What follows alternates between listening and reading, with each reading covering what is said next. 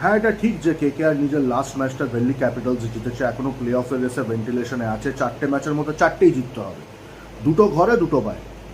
কিন্তু একটা ডিফেন্ডিং চ্যাম্পিয়ন্সের না এখনো টিম কম্বিনেশনটাই, মানে 10টা ম্যাচ হয়ে গেছে, এখনো টিম কম্বিনেশনটা কিন্তু বোঝা যাচ্ছে না। 2টো চেঞ্জ কিন্তু টিম কম্বিনেশনটাকে পুরো বদলে দিতে পারে, অ্যান্ড এটা পজিটিভ। ভেঙ্কটেশ আইয়ারকে বসান, লভনীত সিসোদিয়াকে আনুন, আপনি গুরবাজকে বসান, আন্দ্রে নকিয়াকে আনুন।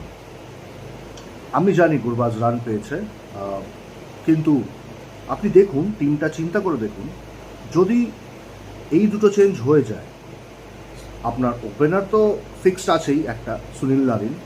রাহানে আমরা সবাই জানি যে পাওয়ার প্লেতে ম্যাক্সিমাইজ করতে পারে, তারপরে কিন্তু স্লো হয়ে যায়, স্পিন এলেই স্লো হয়ে যায়। তো রাহানে নারিনের সঙ্গে ওপেন করছে। 3 নম্বরে আপনি অঙ্কৃশ রঘুবংশী, মানে এই অঙ্কৃশ রঘুবংশীকে কিন্তু আপনার টপ 4-এর মধ্যে চাই। 3 নম্বরে অঙ্কৃশ রঘুবংশী, 4 নম্বরে রিঙ্কু সিং, কারণ রিঙ্কু সিং কিন্তু ফিনিশার না, ওর কিন্তু 10-12 বল লাগে সেট হতে, তারপরে হি ক্যান ম্যাক্সিমাইজ। ওকে 4 নম্বরে সুযোগ দিন, বেশি বল দিন, ও আপনাকে ডিভিডেন্স দেবে।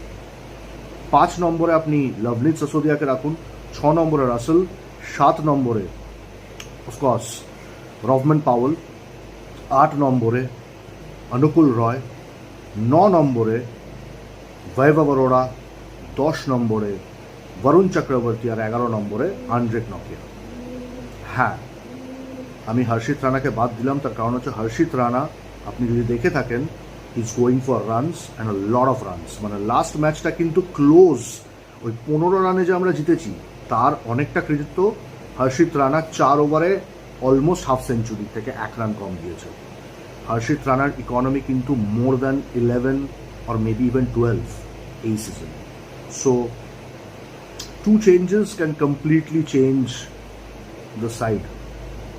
4টে ম্যাচ 4টেই জিততে হবে, খুব ইম্পর্টেন্ট ম্যাচ। আর কিছুক্ষণের মধ্যে শুরু হতে চলেছে কলকাতা বনাম Rajasthan Royals at Eden Gardens, Kolkata. Fingers crossed.